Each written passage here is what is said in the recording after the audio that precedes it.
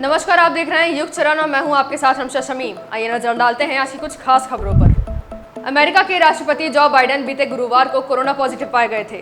इस घटना के 5 दिन होने के बाद भी वह नहीं दिखे हैं। लंबे समय तक उनकी हेल्थ को लेकर भी कोई अपडेट जारी नहीं किया गया। इस बीच बाइडेन ने सोशल मीडिया पर संदेश जारी कर ये जरूर कहा कि वह अब अगला चुनाव नहीं लड़ेंगे। बाइडेन के इस ऐलान के बाद से ही उनकी सेहत को लेकर सोशल मीडिया पर कयास लगाए जा रहे हैं। रिपोर्ट्स के मुताबिक न सिर्फ रिपब्लिकन पार्टी बल्कि डेमोक्रेट्स पार्टी से जुड़े लोग भी आशंका जता रहे हैं कि बाइडेन गंभीर रूप से बीमार हो गए हैं। सोशल मीडिया पर यह दावा किया जा रहा है कि बाइडेन की हेल्थ तेजी से खराब हो रही है, इसलिए उन्हें जनता के सामने नहीं लाया जा रहा है।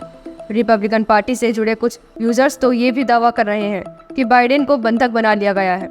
इतना ही नहीं, एक विपक्षी नेता ने तो बाइडेन से उनके जिंदा होने का सबूत भी मांग लिया है।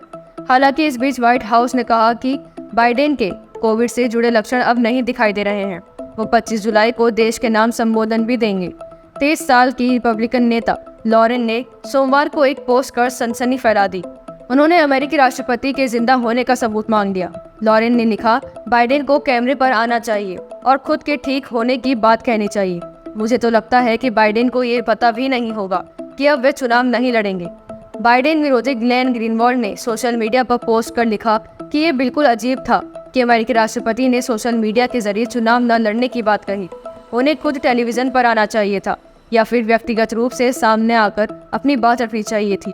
ग्रीनवॉल्ड ने लिखा कि सोशल मीडिया पर बाइडेन से जुड़ी कई कॉन्स्पिरेसी थ्योरी चल रही है। मैं उन चीज़ों को फैलाने में यकीन नहीं रखती हूँ, मगर हाल के दिनों में डेमोक्रेटिक पार्टी में जो हुआ है वह ऐतिहासिक है। पहली बार ऐसा हुआ है कि एक कैंडिडेट जो कि जरूरी डेलीगेट्स का सपोर्ट हासिल कर चुका था, उसने चुनाव लड़ने से इनकार कर दिया। लोकसभा में विपक्ष के नेता और कांग्रेस नेता राहुल गांधी आज किसान नेताओं के 7 सदस्यीय प्रतिनिधिमंडल संसद में मुलाकात करेंगे। एजेंसी के मुताबिक किसानों का प्रतिनिधिमंडल राहुल गांधी से प्राइवेट मेंबर्स बिल लाने की बात रखेंगे। 22 जुलाई को संयुक्त किसान मोर्चा और किसान मजदूर मोर्चा ने कहा था कि वे देश भर में मोदी सरकार के पुतले जलाएंगे। एमएसपी गारंटी को कानूनी बनाने की अपनी कानूनी की गारंटी, ऋण माफी, फसल बीमा, किसानों और खेतिहर मजदूरों की पेंशन, बिजली के निजीकरण को वापस लेने समेत अन्य मांगों को पूरा करने के लिए नए सिरे से विरोध प्रदर्शन शुरू करेंगे। इसके अलावा विपक्ष द्वारा निजी विधेयकों का समर्थन करने के लिए मार्च भी निकालेंगे। प्रदर्शनकारी किसान 15 अगस्त को देश भर में ट्रैक्टर रैली निकालेंगे और नए क्रिमिनल्स बिल की कॉपियां भी जलाएंगे। किसान संगठनों ने कहा था कि किसानों का दिल्ली चलो मार्च 31 अगस्त को 200 दिन पूरा करेगा। संगठनों ने किसानों से पंजाब हरियाणा के खनौरी शंभू बॉर्डर पर पहुंचने की अपील भी की है। आपको बता दें कि क्या होता है प्राइवेट मेंबर्स बिल में। संसद में पेश होने वाले सार्वजनिक बिल और प्राइवेट मेंबर्स बिल में अंतर होता है। प्राइवेट मेंबर बिल को कोई भी संसद सदस्य यानी सांसद पेश करता है। अंतर केवल यह है कि वो मंत्री नहीं होना चाहिए। ऐसे ही सांसद को प्राइवेट मेंबर कहते हैं। प्राइवेट मेंबर्स के बिल को केवल शुक्रवार को पेश किया जा सकता है। उन पर चर्चा भी उसी दिन की जा सकती है। अगर शुक्रवार को कोई प्राइवेट मेंबर्स बिल चर्चा के लिए नहीं होता तो उस दिन सरकारी विधेयक पर चर्चा की जाती है, जबकि सरकारी या पब्लिक बिल को सरकार के मंत्री पेश करते हैं और ये किसी भी दिन पेश किए जा सकते हैं। प्राइवेट मेंबर्स बिल सदन में पेश किए जाने लायक है या नहीं, इसका फैसला लोकसभा अध्यक्ष और राज्यसभा के सभापति करते हैं। पेश होने की अनुमति मिलने के बाद प्राइवेट मेंबर बिल या समीक्षा के लिए विभिन्न विभागों में जाते हैं। जब वहां से इन बिलों को अनुमोदन मिल जाता है तब ही ये सदन के पटल पर रखे जाते हैं। केंद्र ने पुणे पुलिस को आदेश दिया है कि वे विवादों में घिरी ट्रेनी आईएएस ऑफिसर पूजा खेड़कर के माता-पिता के मैरिटल स्टेटस को जानकारी दें। पूजा खेड़कर पर नया आरोप है कि उन्होंने अपने माता-पिता के तलाक का दावा करके यूपीएससी एग्जाम में ओबीसी नॉन क्रीमी लेयर का फायदा उठाया है। पुणे पुलिस के एक वरिष्ठ अधिकारी ने इस बात की पुष्टि की है कि केंद्र सरकार ने जानकारी मांगी है कि क्या पूजा खेड़कर के माता-पिता मनोरमा और दिलीप खेड़कर का वाकई तलाक हो गया है।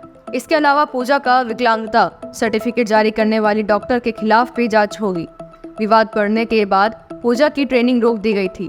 उन्हें 23 जुलाई तक मसूरी स्थित Lal Bahadur Shastri national administration academy में रिपोर्ट करने को कहा गया था। हालांकि आज 24 जुलाई हो गई है, वह अभी तक अकेडमी नहीं पहुंची है। पुणे में विकलांग व्यक्तियों के लिए राज्य आयुक्त कार्यालय के निर्देशों के आधार पर पुणे कलेक्टर के पिंपरी चिंचवाड़ में वाईसीएम अस्पताल के डॉक्टरों के खिलाफ जांच के आदेश दिए गए हैं। साथ ही कहा गया है कि उन अधिकारियों के खिलाफ भी जांच होगी जिन्होंने पूजा की मदद की थी। इससे पहले पूजा खेड़कर पर आरोप लगा है कि उनके पुणे कलेक्ट्रेट में ट्रेनी रहते हुए अपनी शक्ति का दुरुपयोग किया है और अपने लिए उन सुविधाओं की मांग की जिनकी वह हकदार नहीं थी। इसके अलावा उन पर अपने आसपास के लोगों को डराने धमकाने और अपनी प्राइवेट ऑडी कार पर लाल बत्ती और महाराष्ट्र सरकार लिखा हुआ स्टिकर लगाने का भी आरोप है। पिछले हफ्ते दिल्ली में पूजा खेड़कर के खिलाफ तथ्यों के साथ छेड़छाड़ करने के आरोप में एक क्रिमिनल केस दर्ज हुआ है। यूपीएससी ने 2022 के एग्जाम में उनकी उम्मीदवारी को कैंसिल करने के संबंध में एक शो कोज नोटिस जारी किया है, जो उन्हें भविष्य में एग्जाम देने से भी रोकने के बारे में सोच रही है। मोदी 3.0 का पहला बजट दिलचस्प होने के साथ साथ काफी पेचीदा भी है। बजट में जो कहा गया है और विधेयक में जो आपको पढ़ने को मिलता है उसमें एक बड़ा फर्क है। कुछ उम्मीदें, कुछ अपेक्षाएं जो बजट से थी, उन अपेक्षाओं में कुछ राजनीतिक संकेत थे जो चुनावों से निकले थे। उन सबको समेटने की कोशिश की गई है। आमतौर पर बजट को समझने के लिए हम पार्ट ए से पार्ट बी की तरफ जाते हैं, मगर आज इस बजट को पार्ट बी से शुरू करते हैं और पार्ट ए तक जाते हैं, यानी बजट को उल्टा शुरू कर समझते हैं। बजट का आखिरी हिस्सा जिसमें लोगों की सबसे ज्यादा दिलचस्पी होती है, प्रावधानों से पहले उन बड़े संकेतों को जानते हैं जिनसे भविष्य की दिशा तय होगी। माना जाता है कि बजट में मिडिल क्लास को सबसे ज्यादा इंतजार इनकम टैक्स से जुड़ी घोषणाओं का होता है। हालांकि इनकम टैक्स मध्यम वर्ग नहीं है। भारत का मिडिल क्लास बहुत बड़ा है। वो सिर्फ 2 से 2.5 करोड़ टैक्स देने वाले लोगों तक सीमित नहीं है, पर फिर भी पूरे बजट की व्याख्या इन लोगों पर ही केंद्रित हो जाती है। 2020 में जो न्यू टैक्स रिजिम लाया गया था उसमें बचत को प्रोत्साहन देने की कोई व्यवस्था नहीं थी। इसके लिए कोई सेंसिटिव नहीं था। इस बार फिर से बजट में वित्त मंत्री ने यही प्रतिबद्धता दोहराते हुए न्यू टैक्स रिजिम को और आकर्षक बनाया है, लेकिन ओल्ड टैक्स रिजिम को नहीं छुआ गया है। न्यू टैक्स रिजिम में स्टैंडर्ड डिडक्शन बढ़ाया गया, जिसका सैलरीड क्लास को लाभ होगा 25,000 रुपए का। सैलरी में थोड़ा चेंज किया गया। 3 से 6 लाख की आय वाले स्लैब को 6 से 7 लाख रुपए कर दिया गया और यहाँ पर थोड़ी बचत होगी। यहाँ से वित्त मंत्री ने ये दर्शन स्पष्ट कर दिया कि बचत आपकी अपनी जिम्मेदारी है। सरकार टैक्स के रेट कम रखेगी और आपको रियायतें नहीं देगी, और यही बात समझने वाली है। पश्चिम बंगाल की सीएम ममता बनर्जी के बयान पर बांग्लादेश सरकार ने मंगलवार यानी 23 जुलाई की देर रात आपत्ति जताई है। ममता ने 21 जुलाई को टीएमसी के शहीद दिवस रैली में कहा था कि वे पड़ोसी देश में संकट में फंसे लोगों के लिए अपने राज्य के दरवाजे खुले रखेंगी और उन्हें शरण देंगी। ममता ने इसके लिए संयुक्त राष्ट्र के प्रस्ताव का हवाला दिया था। ममता के बयान पर बांग्लादेश के विदेश मंत्री हसन महमूद ने कहा था कि पश्चिम बंगाल के मुख्यमंत्री के प्रति पूरा सम्मान रखते हुए, जिसके साथ हमारे बहुत करीबी संबंध है, हम यह स्पष्ट करना चाहते हैं कि उनकी टिप्पणियों में भ्रम की काफी गुंजाइश है। इसलिए हमने भारत सरकार को एक नोट दिया है। बांग्लादेश में नौकरियों में आरक्षण को हिंसक प्रदर्शनों में मरने वाले लोगों की संख्या 180 के पार हो गई है। मंगलवार को अस्पतालों के बाहर हिंसा में मारे गए लोगों के परिजन बिलखते दिखे। हिंसा फैलाने के आरोप में अभी तक 2580 लोगों को गिरफ्तार किया जा चुका है। इसमें से कई विपक्षी दलों से जुड़े हुए नेता हैं। पीएम शेख हसीना ने कर्फ्यू लगाने, सेना तैनात करने और देखते ही गोली मारने के आदेश का बचाव किया और कहा कि लोगों की जान माल की सुरक्षा सुनिश्चित करने के लिए कड़े कदम उठाए गए थे। इधर पश्चिम बंगाल के राज्यपाल सीवी आनंद बोस ने बनर्जी से उनकी टिप्पणी पर रिपोर्ट मांगी है। राजभवन ने कहा कि विदेश मामलों से संबंधित किसी भी मामले को संभालना केंद्र का विशेष अधिकार है। वहीं देखा जाए तो बांग्लादेश से अब तक 978 भारतीय स्टूडेंट्स लौट आए हैं। मेघालय के मुख्यमंत्री कॉनराड संगमा ने शुक्रवार को बताया कि भारतीय स्टूडेंट को डॉके इंटीग्रेट्स चेक पोस्ट के जरिए बांग्लादेश से निकाला गया है। उनमें से लगभग 80 मेघालय से हैं और बाकी अन्य राज्यों से हैं। नेपाल, भूटान के कुछ छात्रों और पर्यटकों को भी निकाला गया है। भारत ने हिंद महासागर में चीन के बढ़ते प्रभाव के बीच एक बड़ी जीत हासिल की है। इस घटना के 5 दिन होने के बाद भी वह नहीं दिखे हैं। लंबे समय तक उनकी हेल्थ को लेकर भी कोई अपडेट जारी नहीं किया गया। इस बीच बाइडेन ने सोशल मीडिया पर संदेश जारी कर ये जरूर कहा कि वह अब अगला चुनाव नहीं लड़ेंगे। बाइडेन के इस ऐलान के बाद से ही उनकी सेहत को लेकर सोशल मीडिया पर कयास लगाए जा रहे हैं। रिपोर्ट्स के मुताबिक न सिर्फ रिपब्लिकन पार्टी बल्कि डेमोक्रेट्स पार्टी से जुड़े लोग भी आशंका जता रहे हैं कि बाइडेन गंभीर रूप से बीमार हो गए हैं।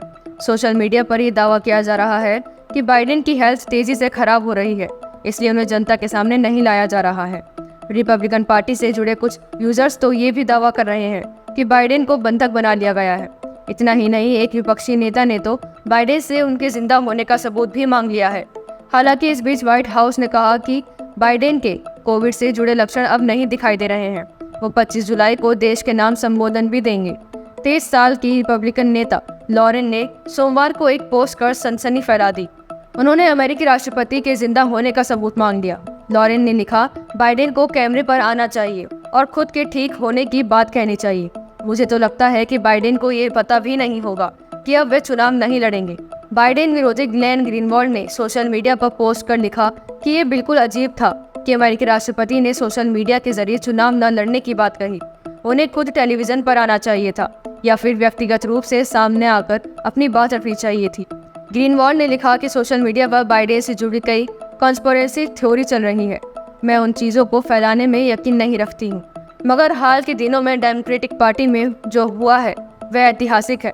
पहली बार ऐसा हुआ है कि एक कैंडिडेट जो कि ज़रूरी डेलीगेट्स का सपोर्ट हासिल कर चुका था, उसने चुनाव लड़ने से इनकार कर दिया।